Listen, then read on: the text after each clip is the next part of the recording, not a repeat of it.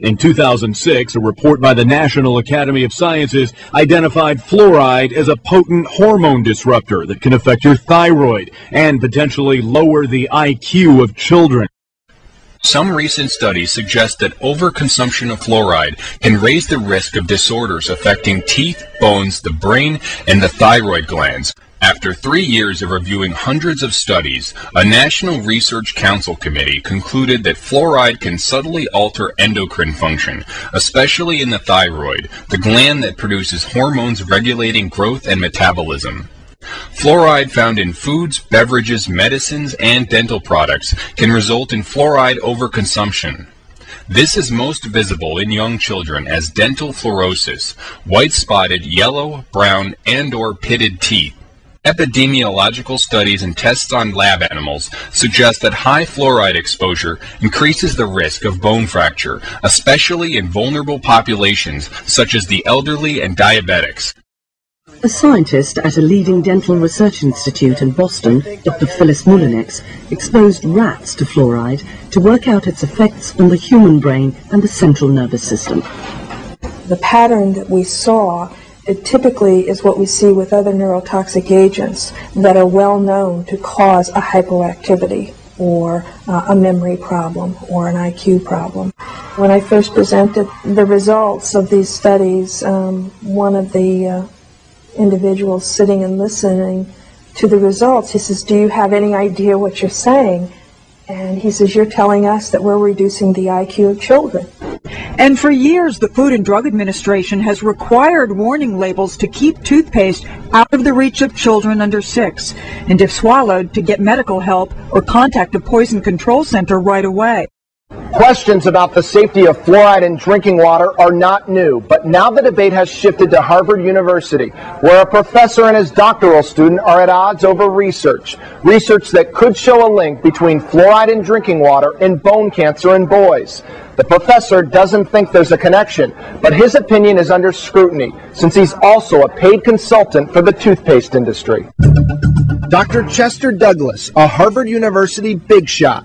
He's chairman of the Department of Oral Health Policy and Epidemiology at Harvard School of Dental Medicine, and he's at the center of a fluoride debate, the question of whether fluoride in drinking water can cause cancer, specifically osteosarcoma in boys. Hi, Dr. Douglas. Mike Bodette with Fox 25. We wanted to talk to you about the fluoride controversy. I just was talking to the lawyers about the freedom of information, so we're going to give all our studies to them. The dispute erupted last year when the Washington-based Environmental Working Group raised serious allegations, accusing Dr. Douglas of possibly covering up the link between fluoridated water and cancer. The question is very simple.